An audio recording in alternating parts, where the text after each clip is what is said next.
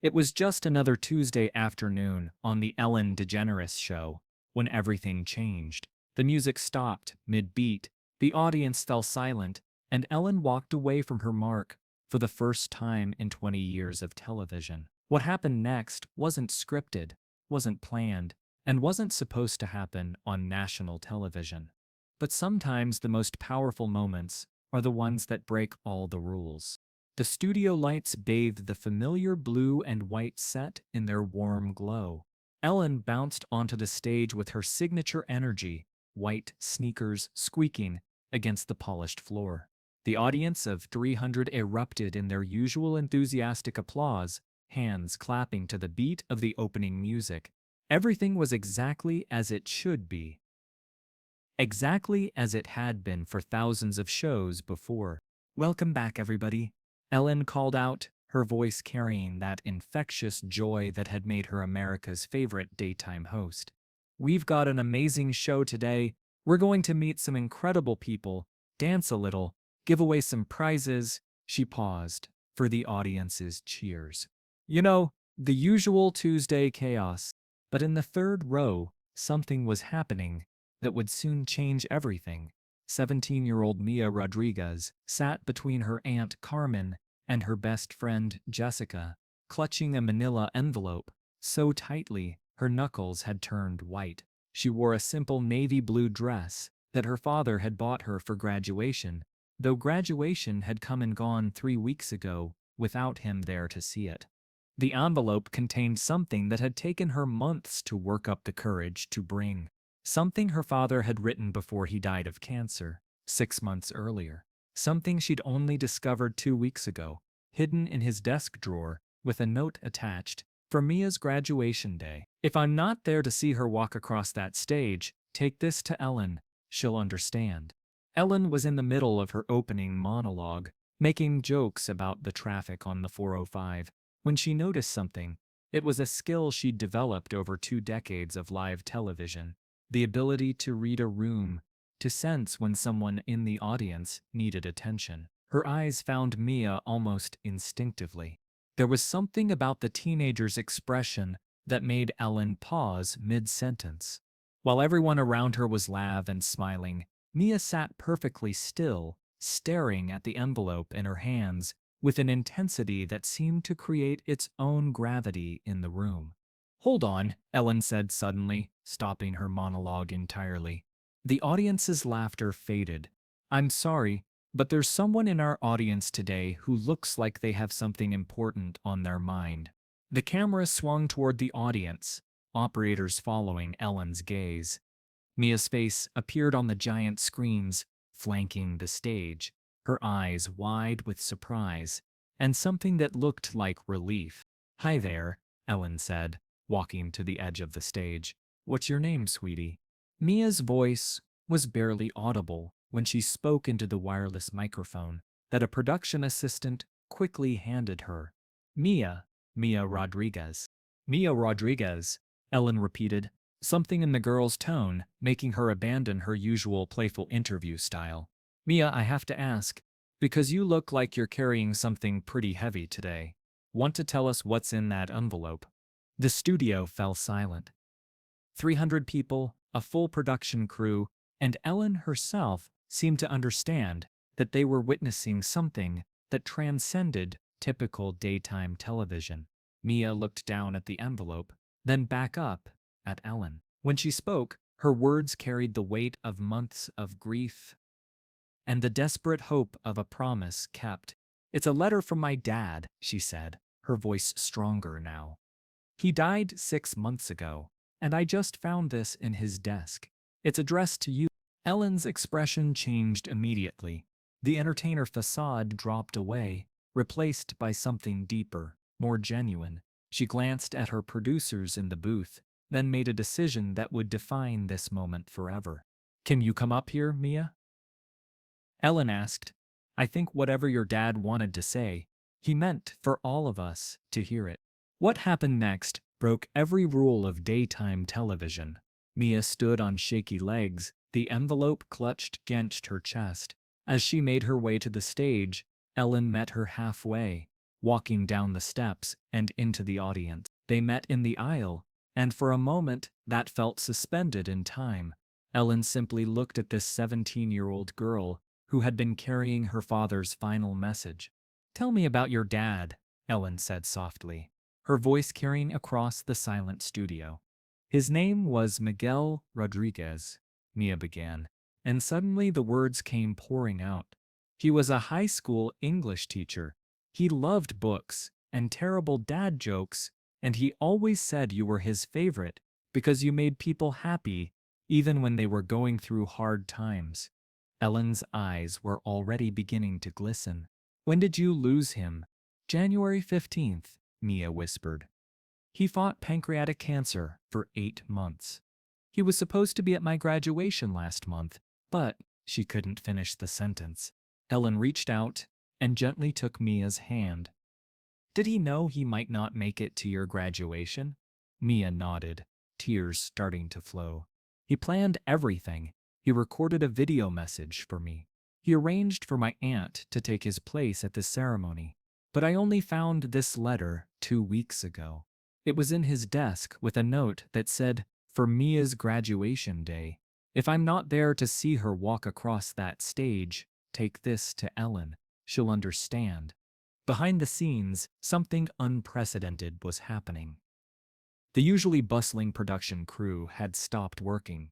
Camera operators were wiping their eyes. In the control room, producers were making the decision to let the cameras keep rolling, understanding that they were witnessing something far more important than scheduled programming. Ellen looked at the envelope in Mia's hands. "Would you like me to read it?"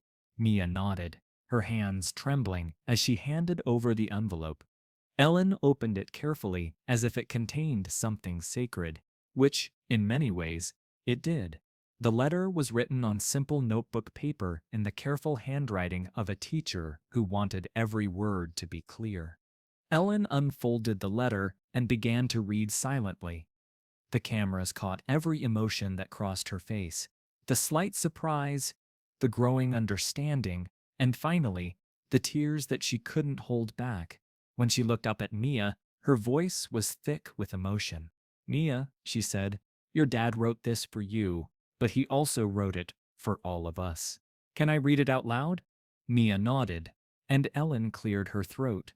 The entire studio seemed to hold its breath. "Dear Ellen," she began, "if you're reading this, it means my daughter, Mia, graduated from high school, and I wasn't there to see it. It means the cancer won, but it also means something much more important. It means I raised a daughter, brave enough to seek out the joy I can't give her anymore." Ellen paused, composing herself. The audience was completely silent, hanging on every word. "Mia has always been my greatest achievement. Not because of her grades, though they're perfect, not because of her talents, though she has many. She's my greatest achievement because she understands that love doesn't end when someone dies. It just changes form." A woman in the front row was openly crying now. Ellen continued reading, her voice growing stronger. "I'm writing this on her 17th birthday, 3 months before my diagnosis, because somehow I know this day will come. I know there will be moments when she needs to hear her father's voice, and I won't be there to speak. This is for those moments." Ellen looked up at Mia, who was standing perfectly still, tears streaming down her face, but her posture strong and proud. "Ellen, I'm asking you to do something I can't do myself. I'm asking you to remind my daughter that she is loved beyond measure, that every dream she chases, every goal she achieves, every moment of happiness she finds, she carries me with her. I'm asking you to tell her that graduation isn't an ending, it's a beginning. And beginnings are meant to be celebrated, even when we're sad." The letter continued, but Ellen stopped reading and looked directly at Mia. What happened next would be replayed millions of times across social media and become one of the most watched moments in daytime television history. Ellen walked closer to Mia and gently placed her hands on the teenager's shoulders. "Mia," she said, her voice carrying across the silent studio, "Your dad asked me to tell you something, and I want everyone here to hear it. You are loved beyond measure. Every dream you chase, every goal you achieve, every moment of happiness you find, you carry him with you." But Ellen wasn't finished. She looked around the studio, at the audience, at the cameras, at the crew members who had stopped working to listen. "You know what?" Ellen said, making a decision that surprised even herself. "This isn't just about Mia. This is about all of us. How many of us have lost someone who should have been there for our big moments? How many of us have carried love that we couldn't share because the person was gone?" She turned back to Mia. "Your dad said graduation isn't an ending, it's a beginning, and beginnings are meant to be celebrated. So what do you say we have your graduation right here, right now?" What happened next transcended television. It became a moment of pure human connection that reached through screens into the hearts of millions of viewers. Ellen called for her production team to bring out the caps and gowns they kept on hand for various segments. She asked the entire audience to stand as Mia put on the graduation cap. "Ladies and gentlemen," Ellen announced, "please welcome graduating senior Mia Rodriguez." The applause was thunderous, but it wasn't the polite applause of a television audience. It was the kind of applause that comes from deep in the chest, from a place of shared humanity and recognition of courage. But the most powerful moment was yet to come. As Mia stood on Ellen's stage in her graduation cap, Ellen did something she had never done in 20 years of hosting. She stopped being an entertainer and became something more, a stand-in for every parent who couldn't be there, every guardian angel watching from afar. "Mia," Ellen said, her voice carrying the weight of absolute sincerity, "I want you to know that your father is here. He's in your strength, in your grace, in the way you carried his love all the way to this stage. And I want you to know something else. You're not graduating alone. You're graduating with all of us." Ellen reached into her jacket and pulled out a small blue box. "Your dad's letter asked me to give you something. He said it was for your graduation day, for when you needed to remember how proud he is of you." Inside the box was a simple gold necklace with a small pendant that read, "Dad's Girl Forever." Ellen fastened it around Mia's neck as the audience watched in complete silence. "He bought this for you last Christmas," Ellen said, reading from the letter again. "He wanted you to wear it on graduation day so you'd know he was there with you." The tears came then, not just from Mia, but from Ellen, from the audience, from the camera operators who had seen thousands of shows, but never anything like this. They weren't tears of sadness, though. They were tears of recognition, of love acknowledged, of the understanding that some bonds transcend even death. But Ellen had one more surprise. She looked directly into the main camera, the one that would broadcast this moment to millions of homes across America. "Miguel Rodriguez," she said, "I never got to meet you, but I know who you were by the daughter you raised. Mia graduated summa cum laude. She's going to UCLA in the fall to study education because she wants to be a teacher like her dad. And every student she teaches, every life she touches, will be a testament to the man who loved her enough to plan for a day he knew he might not see." The episode continued, but nothing that followed could match the power of that moment. When it aired 2 weeks later, it became the most watched Ellen episode in 5 years.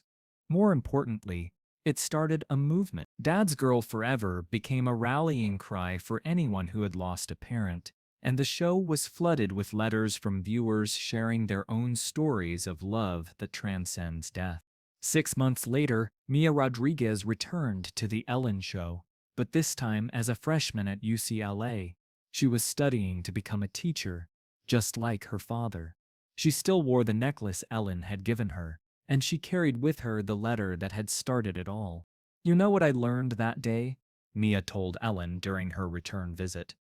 "I learned that grief isn't the opposite of love. Grief is love with nowhere to go, and you gave my love a place to land. Ellen smiled, but it was different from her usual television smile. It was the smile of someone who had learned that the most important moments in television happen when you stop trying to entertain and start trying to heal. Your dad was right about one thing, Ellen said. Graduation isn't an ending, it's a beginning. And you, Mia Rodriguez, are just getting started. After the cameras stopped rolling that day, Ellen did something she had never done before. She sat alone on her empty stage for 20 minutes, still holding Miguel's letter. Her assistant found her there, staring at the audience seats where Mia had been sitting. "You okay?" her assistant asked. Ellen looked up, her makeup streaked with tears she hadn't bothered to fix. "Do you ever wonder if we're doing enough, if any of this matters?" That night, Ellen went home and called her own father. They talked for 2 hours about dreams, about pride, about the things we leave behind. It was a conversation that had been 20 years in the making, sparked by a teenager brave enough to honor her father's final wish. The next morning, Ellen's production team found a note on their desks. "From now on, we save 10 minutes of every show for real stories, not segments, not entertainment. Real human connection, because that's what Miguel would have wanted." The letter that started it all was framed and hangs in Mia's dorm room at UCL. Next to it is a photo from that day on Ellen's stage, showing a 17-year-old girl in a graduation cap, wearing her father's necklace, surrounded by 300 strangers who had become her family for one unforgettable afternoon. But the real legacy lives in the classroom, where Mia now teaches second grade, telling her students stories about kindness, about courage, about fathers who love so deeply they find ways to show up, even from heaven. Every lesson she teaches carries a piece of Miguel Rodriguez, and every child she touches learns that love never really ends. Because sometimes the most powerful graduation speeches aren't given at podiums in auditoriums. Sometimes they're given by fathers who couldn't be there, delivered by talk show hosts who understand that love never really ends, and received by daughters brave enough to carry their father's words to the place where they knew they'd be heard. And sometimes, just sometimes, the whole world gets to witness what happens when love finds a way to show up, even when it seems impossible. That's not just television, that's magic.